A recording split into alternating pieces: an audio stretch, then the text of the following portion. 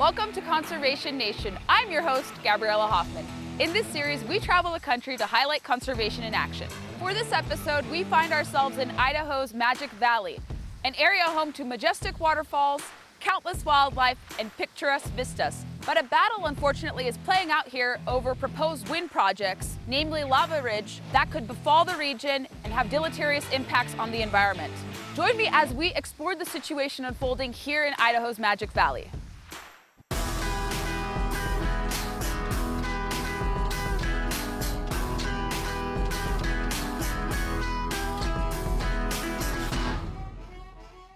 To get a feel for Idaho's Magic Valley, we first want to stop at Craters of the Moon National Monument and Preserve.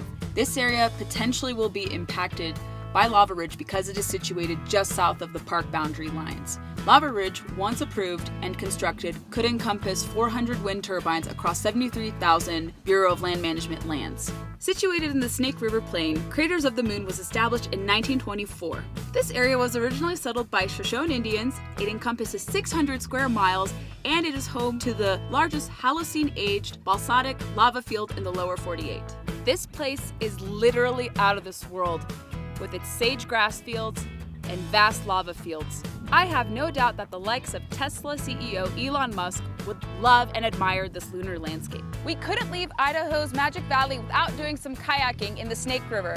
Let's see what fun we had on the water.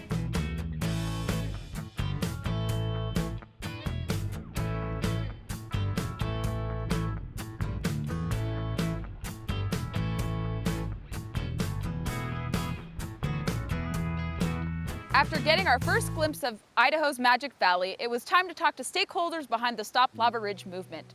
These wind projects are being propped up by Magic Valley Energy, a shell company of LS Power which has backers in Delaware and New York. The Biden administration, determined to push renewable projects like this, is expected to issue final guidance on Lava Ridge by fall 2022.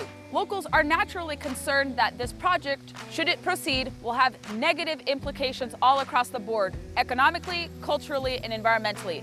Right now we're in a drought and they're going to take a lot of our water, and Boise's running out of water. And then they're taking livelihoods away from some ranchers that have been generations of people there. My opinion, there's no room for any new withdrawals on the aquifer.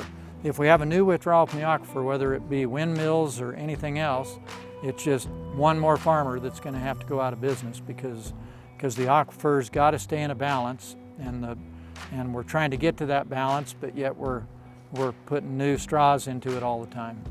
Some of the different ways it's going to affect me personally, one of the biggest ones is my crop dusting ability. You know, if we have to spray for bugs or whatever, you can't fly an airplane within 2 miles of them because it screws up the turbulence and all that kind of stuff. As them wind turbines turn and everything else, it's going to create vibrations. It could change the course of the groundwater.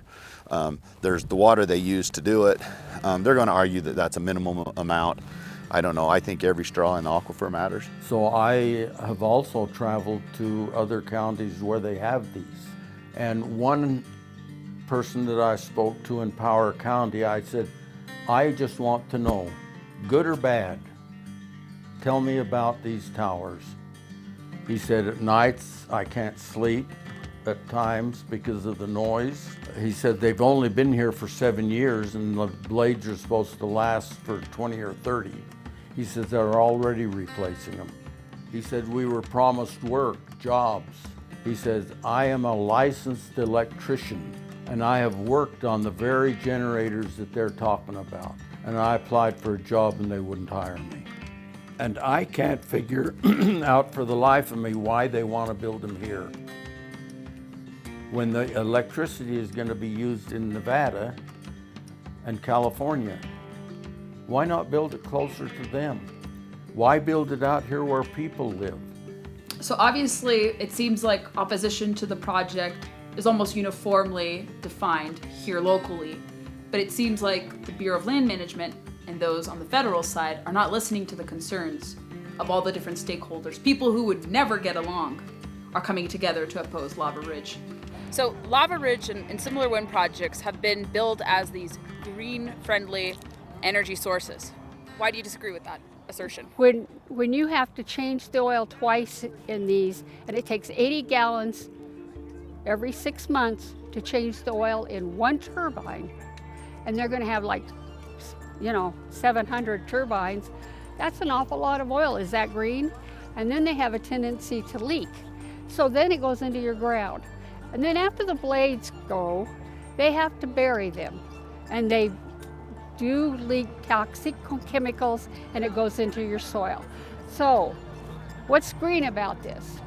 And then the batteries, what are you going to do with them? Because the backup batteries have to go someplace.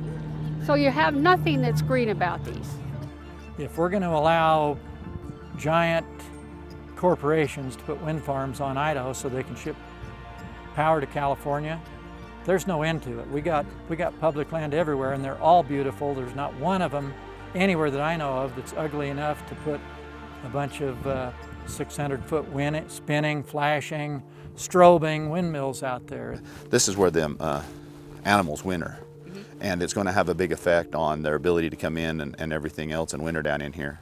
Apart from the stakeholders featured in this video, more organizations have started to voice their concerns in opposition to Lava Ridge Wind Project as well. Throughout this video, we showed you what makes Idaho's Magic Valley a unique place, a place worth protecting from such an invasive project like Lava Ridge Wind Project. Will the Biden administration and BLM hear out the thoughts of locals who are overwhelmingly in opposition to this project? Will this project be tabled or suspended in wake of all the findings pointing to the impact? Until our next video, thank you so much for tuning to Conservation Nation. I'm Gabriella Hoffman, and we hope you check out our next report.